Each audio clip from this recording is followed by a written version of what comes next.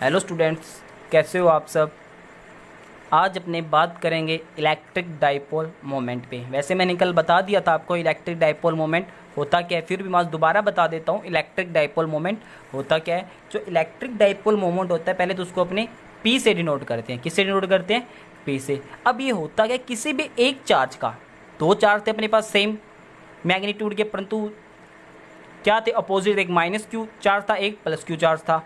तो ये क्या कहते हैं, किसी भी एक चार्ज का मैग्नीट्यूड, मैग्नीट्यूड लेंगे तो नेगेटिव चार्ज है वो भी क्या हो जाएगा, पॉजिटिव हो जाएगा। दोनों का मैग्नीट्यूड तो क्या है, इक्वल है। एंड दोनों के बीच की जो स्मॉल डिस्टेंस थी क्यू ए, मतलब लेंथ और उस चार्ज के मैग्नीट्यूड का जो प्रोडक्ट होगा वो क्या कहलाएगा अपने पास, इलेक्ट्रिक डाइपोल मोमेंट। जो इलेक्ट्रिक डाइपोल मोमेंट की डायरेक्शन होती है वो माइनस क्यू चार्ज से प्लस क्यू चार्ज की तरफ होती है, मैंने आपको कल बता दिया था। और इसकी जो यूनिट होती है वो कूलम्ब मीटर होती है। तो देखते हैं, it is defined as the product of the magnitude of either charge of electric dipole, electric dipole के चार्ज का एक मैग्नीट्यूड चार्ज का, and the dipole length. This is the vector quantity, direction of negative to positive charge. तो जो P formula क्या बने, Q into 2A, और इसकी यूनिट क्या बन जाएगी, कूलम्ब सेंटीमीटर। आज अपने बात करेंगे, मोस्ट इंपॉर्टेंट टॉपिक है, एग्जाम में पूछा जा सकता है, इस पर न्यूमेरिकल भी आ सकता है। इलेक्ट्रिक डाइपोल मोमेंट के कोई चार्ज दे देगा और बीच की लेंथ दे देगा, अपने को मोमेंट पूछ लेगा, या मोमेंट दे देगा, चार्ज दे देगा, लेंथ पूछ लेगा, कुछ भी दे सकता है। इन तीनों में से दो वैल्यू अपने को फाइंड होगी, तीसरी अपने को निकालनी होगी। देखते हैं, आज का टॉपिक है intensity of electric field at A point on the axial line of an electric dipole. Electric dipole के एक्सियल लाइन पर मेरे को क्या निकालना है, इंटेंसिटी ऑफ इलेक्ट्रिक फील्ड किसी भी पॉइंट पर। तो देखते हैं, मैं आपको समझाता हूं पहले इसका डायग्राम वगैरह। देखो, सबसे पहले मैंने यहाँ पे क्या ले लिया, इलेक्ट्रिक डाइपोल बनाया, दो पॉइंट चार्ज बनाई, एक माइनस क्यू चार्ज ले लिया, एक प्लस क्यू चार्ज ले लिया, और अपने को पता है इन दोनों के बीच की लेंथ कितनी होती है, 2a। ये इसका सेंटर ले लिया O, इस डाइपोल का सेंटर मैंने O मान लिया। और अपने को पता है इस डाइपोल की डायरेक्शन कहाँ होगी, माइनस क्यू चार्ज से प्लस क्यू चार्ज की तरफ। ये लो जी।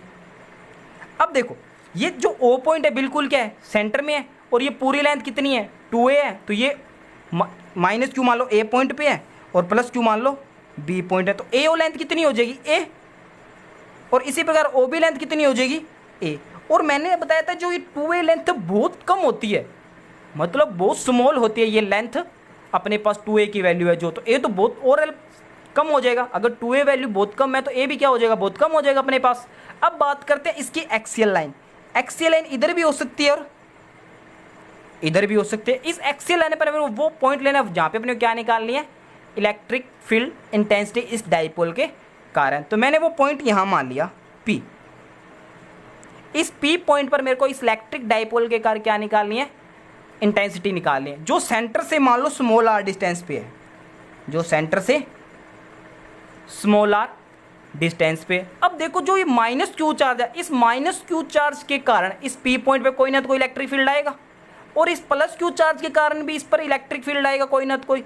अगर मैं इन दोनों चार्ज के, पहले मैं क्या करूँ, माइनस क्यू चार्ज के कारण इस P पॉइंट पे इलेक्ट्रिक फील्ड निकाल लिया, और फिर प्लस क्यू चार्ज के कारण क्या निकल लिया, इस पे इलेक्ट्रिक फील्ड निकाले, और दोनों इलेक्ट्रिक फील्ड को मैंने आपस में वेक्टर सम कर दिया, तो मेरे पास क्या आ जाएगी, इस P पॉइंट पर टोटल इलेक्ट्रिक फील्ड आ जाएगा।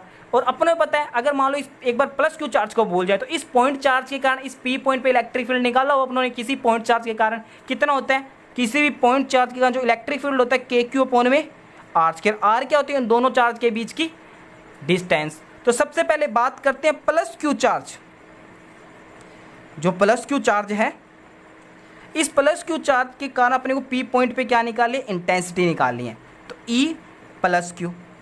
तो इस पॉइंट देखो, अब इन दोनों चार्ज के बीच की डिस्टेंस कितनी हुई, ये तो अपने को पता ही नहीं है। अब देखते हैं, देखो O से जो OB की लेंथ है वो कितनी है, A है, और OP के बीच की लेंथ कितनी है, R है। तो ये कितनी हो जाएगी, R माइनस A हो जाएगी, यहाँ से लेके यहाँ तक R माइनस A। तो electric field plus Q charge के कारण कितना आएगा, KQ अपॉन में बीच की डिस्टेंस कितनी है, R माइनस A का होल स्क्वायर। ठीक है। अब इसकी जो डायरेक्शन होगी, इस प्लस क्यू चार्ज के कारण इस पी पॉइंट पर इलेक्ट्रिक फील्ड की डायरेक्शन कहाँ आएगी? देखो, इस प्लस क्यू चार्ज के कारण पी पॉइंट पर जो डायरेक्शन होगी वो अपने को इस डायरेक्शन में मिलेगी, ई प्लस क्यू। क्यों? क्योंकि अपने को पता है ये पॉजिटिव चार्ज है और यहाँ कैसा है, टेस्ट चार्ज भी पॉजिटिव है, तो इस पर फोर्स किस डायरेक्शन में लगेगा? इस डायरेक्शन में लगेगा। तो इलेक्ट्रिक फील्ड की डायरेक्शन भी क्या हो जाएगी? ये रहेगी अपने पास। इसकी डायरेक्शन होगी पी से बी की तरफ, P B towards P B, B P sorry B P, क्योंकि इलेक्ट्रिक फील्ड कहाँ है? बी से पी की तरफ जा रहा है। अब बात करते हैं माइनस क्यू चार्ज के कारण पी पॉइंट पर, तो कितना हो जाएगा? के क्यू। अब इस ए और पी के बीच की डिस्टेंस कितनी होगी? देखो, ये यहाँ से लेके ओ तक तो कितनी है? आर, और ये ऐड और कर दो कितनी हो जाएगी? आर प्लस ए। तो यहाँ से लेके ये डिस्टेंस कितनी होगी अपने पास? आर प्लस ए, के क्यू अपॉन में आर प्लस ए का होल स्क्वायर। अब अगर टोटल, अब देखेंगे इस इलेक्ट्रिक फील्ड है जो माइनस क्यू चार्ज के कारण, इसकी डायरेक्शन कहाँ आएगी? इसकी डायरेक्शन क्या होगी? अंदर की तरफ होगी, ई माइनस क्यू, क्योंकि अपने को पता है ए पर कैसा चार्ज है? नेगेटिव चार्ज है, और पी पे कैसा है? Positive charge. तो इस पर फोर्स कैसा लगेगा? अट्रैक्शन फोर्स लगेगा। ये माइनस क्यू चार्ज के कारण इस पी पॉइंट पर जो फोर्स लगेगा वो अट्रैक्शन लगेगा, तो इसके कारण इसकी जो डायरेक्शन होगी वो भी क्या होगी? टुवर्ड्स पी से बी की तरफ हो जाएगी। जो इसकी डायरेक्शन होगी वो क्या होगी? पी से बी की तरफ। अब पी पॉइंट पे नेट इलेक्ट्रिक फील्ड कितना होगा? ई प्लस क्यू चार्ज के कारण और प्लस ई माइनस क्यू चार्ज के कारण। अब एक बात देखो, जो ई प्लस क्यू चार्ज होगा, इलेक्ट्रिक फील्ड होगा, वो ज़्यादा होगा ई माइनस क्यू चार्ज से। क्यों होगा? अपने को पता है किसी पॉइंट चार्ज के कारण जो इलेक्ट्रिक फील्ड होता है के क्यू पॉइंट में आर स्क्वायर होता है। जैसे जैसे आर की वैल्यू बढ़ेगी वैसे वैसे इलेक्ट्रिक फील्ड भी क्या होगा? कम होगा। अब देखो, जो इसके बीच की डायरेक्शन है बी और पी के बीच की, वो कितनी है? आर माइनस ए।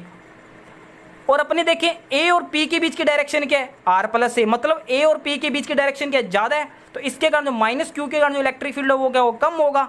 और पी जो प्लस क्यू चार्ज के और पी के बीच की जो डिस्टेंस है वो क्या अपने पास कम है, इसके कारण प्लस क्यू चार्ज के कारण इलेक्ट्रिक फील्ड क्या होगा? ज़्यादा। और दोनों की डायरेक्शन क्या? अपोजिट है। देखो, प्लस क्यू चार्ज के कारण इलेक्ट्रिक फील्ड कहाँ है अपना? इधर आ रहा है, और माइनस क्यू चार्ज के कारण इलेक्ट्रिक फील्ड कहाँ है? इधर आ रहा है। तो अपने क्या करें? ज़्यादा है और कम को क्या कर देंगे? माइनस कर गए। तो अपने पास electric field, net electric field होगा वो भी अपने को किस डायरेक्शन में मिलेगा? इस डायरेक्शन में मिलेगा। अगर मान लो ये 6 न्यूटन कूलाम चार्ज है अपने पास, 6 न्यूटन पर कूलाम चार्ज है, ठीक है। अब बात करेंगे 6 न्यूटन पर कूलाम चार्ज है, ठीक है, और इधर भी कितने है? मान लो 4 है। तो अपने को जो नेट मिलेगा वो 2 इस डायरेक्शन में मिलेगा अपने को। अब देखेंगे इसका टोटल मैथमेटिकल, ये अपने पास डायग्राम में मैंने समझा दिया है। Electric field intensity at point P due two plus Q charge के कारण के क्यू पॉइंट में आर माइनस ए का होल स्क्वायर, जो इसकी डायरेक्शन होगी पी बी से पी की तरफ, बी से पी की तरफ। अब बात करें electric field intensity due to minus Q charge, कितनी होगी? के क्यू पॉइंट में आर माइनस ए का होल स्क्वायर, और इसकी जो डायरेक्शन होगी पी से बी की तरफ। अब देखते हैं आगे। देखो, resultant intensity of electric field E due to dipole at point P, तो डाइपोल के कारण इस पी पॉइंट पर जो नेट इलेक्ट्रिक फील्ड की इंटेंसिटी आएगी is equal to vector sum of E plus Q charge and E minus Q charge, since direction of E plus Q and direction of E minus Q जो क्या एक दूसरे के opposite है, जो इनकी डायरेक्शन है एक दूसरे के अपोजिट है। मैं दोबारा दिखा देता हूँ आपको। देखिए, देखो ई प्लस क्यू चार्ज कहाँ है? इधर है, और ई माइनस क्यू चार्ज कहाँ है? इधर है अपना। तो टोटल इंटेंसिटी, अब देखो मैंने आपको बताया था, तो ई प्लस क्यू चार्ज ज़्यादा होगा ई माइनस क्यू चार्ज, क्योंकि डायरेक्शन या इनकी अपोजिट है, क्योंकि जो ई प्लस क्यू चार्ज और पी के बीच की डिस्टेंस क्या है? कम है। देखिए, जो प्लस क्यू चार्ज ये रहा और पी, इनके बीच की जो डिस्टेंस होगी कितनी? आर माइनस ए है, और पी और माइनस क्यू के बीच की डिस्टेंस कितने? आर प्लस ए, मतलब आर प्लस ए ज़्यादा है आर माइनस ए से। और अपने दूरी बढ़ने पर, डिस्टेंस बढ़ने पर जो इलेक्ट्रिक फील्ड होता है वो क्या होता है? कम होता है, और डिस्टेंस कम होने पर इलेक्ट्रिक फील्ड क्या होता है? ज़्यादा होता है। मैंने आपको बताया था के क्यू अपॉन आर स्क्वायर फॉर्मूले से। अब बात करेंगे, तो मैंने क्या ज़्यादा में से कम को माइनस कर दिया, तो अपने पास जो नेट इलेक्ट्रिक फील्ड की डायरेक्शन होगी वो अपने को कहाँ मिलेगी? इस डायरेक्शन में मिलेगा। जो नेट इलेक्ट्रिक फील्ड होगा अपने को बी से पी की तरफ। अब देखेंगे, माइनस कर दो, के क्यू वैल्यू पुट कर दी, ई प्लस क्यू चार्ज और ई माइनस क्यू चार्ज का। देखो के क्यू के को दोनों में कॉमन आ रहा है, मैंने बाहर निकाली, अंदर कितना रह गया? 1 अपॉन में आर माइनस ए का होल स्क्वायर माइनस 1 अपॉन में आर प्लस ए का होल स्क्वायर। तो देखो मैंने यहाँ से एलसीएम क्या ले लिया, आर माइनस ए का होल स्क्वायर और आर प्लस ए का होल स्क्वायर। तो आर माइनस ए के पहले क्या आ जाएगा, आर प्लस ए का square minus R minus A का होल स्क्वायर। आपने फॉर्मूला पढ़ा है ए प्लस बी का होल स्क्वायर क्या होता है, A square plus B square plus 2ab। और आर माइनस ए का whole square, sorry A minus B का होल स्क्वायर क्या होता है, A square plus B square minus 2ab। तो सिमिलरली फॉर्मूला लगा दिया तो क्या बन जाएगा, R square plus A square plus 2r। देखो बार नेगेटिव साइन होने के कारण अंदर के सारे साइन क्या हो जाएंगे, चेंज हो जाएंगे। तो minus R square minus A square plus 2ra। देखो आर स्क्वायर प्लस का और माइनस का कैंसिल हो गया, ए स्क्वायर प्लस का और माइनस का क्या हो गया कैंसिल। ऊपर कितना रह गया 2ra प्लस 2r कितना रह गया 4ra।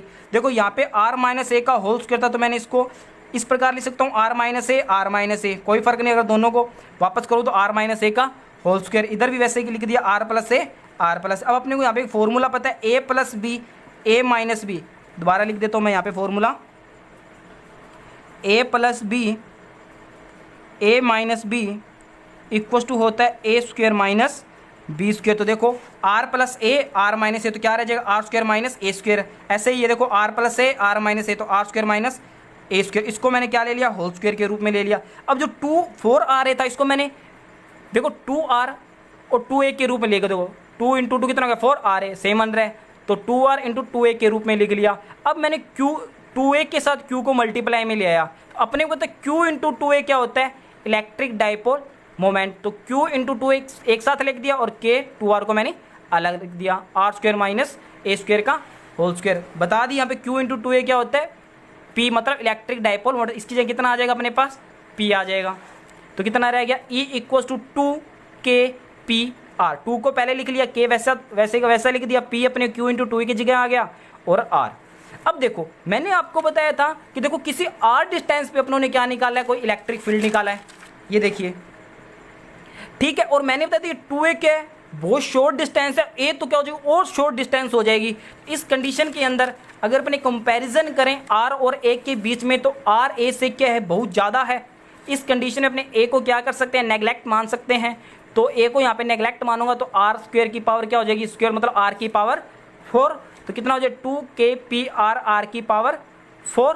E इक्वल देखो r की पावर 4 है, ऊपर कितना r है, कितना रह जाएगा r की क्यूब। तो E इक्वल कितना आ गया 2kp अपॉन में r क्यूब। तो जैसे जैसे r की वैल्यू बढ़ेगी इंक्रीज होगी, वैसे वैसे E की वैल्यू क्या होगी, डिक्रीज होगी। अगर r की वैल्यू डिक्रीज हो रही है मतलब कम हो रही है तो E मतलब इंटेंसिटी क्या होगी उसकी इंक्रीज होगी। अगर वेक्टर फॉर्म में लिखूं E equal to 2kp vector upon में r क्यूब। अब देखिए मैंने आपको बताया था कि इस डाइपोल के कारण इस P पॉइंट पर नेट इलेक्ट्रिक फील्ड की डायरेक्शन क्या अपने को इस डायरेक्शन में मिलेगी, अपने को नेट इलेक्ट्रिक फील्ड।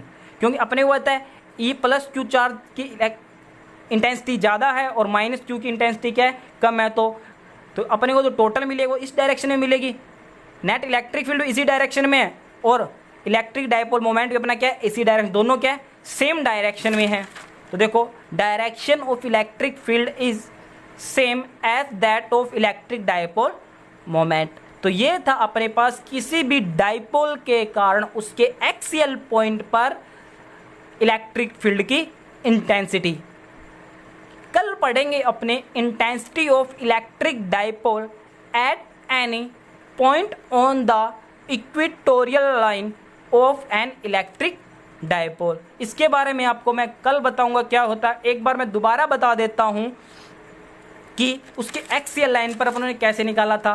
कोई भी एक इलेक्ट्रिक डाइपोल लिया था, उसके सेंटर से मैंने कोई r डिस्टेंस पे P पॉइंट पर मैंने एक पॉइंट ले लिया जहां मेरे को इंटेंसिटी निकालनी है। और अपने को पता है प्लस क्यू चार्ज से ये P पॉइंट पास में है और माइनस क्यू चार्ज से ये P पॉइंट दूर है। तो इसके लिए माइनस क्यू चार्ज के कारण जो इस P पॉइंट पे इलेक्ट्रिक फील्ड होगा उसकी इंटेंसिटी कम होगी और प्लस क्यू चार्ज के कारण इस P पॉइंट पे इलेक्ट्रिक फील्ड की जो इंटेंसिटी होगी वो क्या होगी ज़्यादा होगी और दोनों की डायरेक्शन क्या होगी एक दूसरे के अपोजिट होगी। तो अपने को प्लस क्यू चार्ज की इंटेंसिटी ज़्यादा है और माइनस क्यू चार्ज की कारण इंटेंसिटी कम है। मान लो इधर कोई ज़्यादा इंटेंसिटी लग रही है, इधर कम लग रही, तो जो अपना को इलेक्ट्रिक फील्ड की इंटेंसिटी लगभग अपने को कहाँ मिलेगी इसी डायरेक्शन में मिलेगी अपने को। तो नेट इलेक्ट्रिक फील्ड की डायरेक्शन भी ये रहेगी अपने पास और डाइपोल की इंटेंसिटी भी क्या रहेगी, जो मोमेंट अपना उसकी डायरेक्शन भी क्या रहेगी सेम रहेगी। और अपनों ने अलग अलग क्या निकाल लिया प्लस क्यू चार्ज और माइनस क्यू चार्ज का इलेक्ट्रिक फील्ड निकाल लिया था और उसके कारण कोई नेट इलेक्ट्रिक फील्ड निकाल लिया था। तो ये था अपने पास इंटेंसिटी ऑफ इलेक्ट्रिक फील्ड किसी भी पॉइंट पर डाइपोल के कारण। Thank you.